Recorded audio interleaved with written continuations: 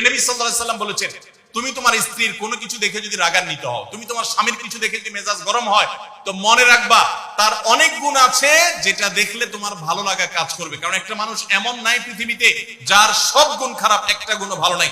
একজন আস্ত ডাকাতও যদি হয়, আস্ত পাপিষ্ট মানুষও যদি হয়, খারাপ মানুষও যদি হয়, তার ভিতরেও কোনো না কোনো ভালো গুণ অবশ্যই আছে। তোমার স্ত্রী, তোমার স্বামীর মধ্যে কোনো না কোনো ভালো গুণ আছে।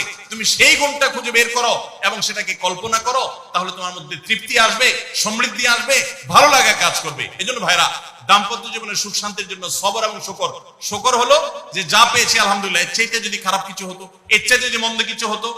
অনেক বোনরা আমাদের কাছে আসে, আমরা তাদেরকে বলি, দেখুন আপনার স্বামীটা হয়তো অমানুষ, সে আপনাকে গালিগালাজ করে কিন্তু চরিত্রহীন না। অনেকের স্বামীটা খুব ভদ্র কিন্তু চরিত্রহীন, ব্যবহার ভালো করে চরিত্রহীন, তাদের কষ্ট আপনার চাইতে কম না। অনেকের স্বামী খুব ভদ্র কিন্তু বেকার, 2 পয়সা কামাই করতে পারে না, সারাদিন ঘরে বসে বসে খায় আর শ্বশুরবাড়ি থেকে যৌতুক এনে না খায়, নিশ্চয় আপনি তার চাইতে ভালো আছেন।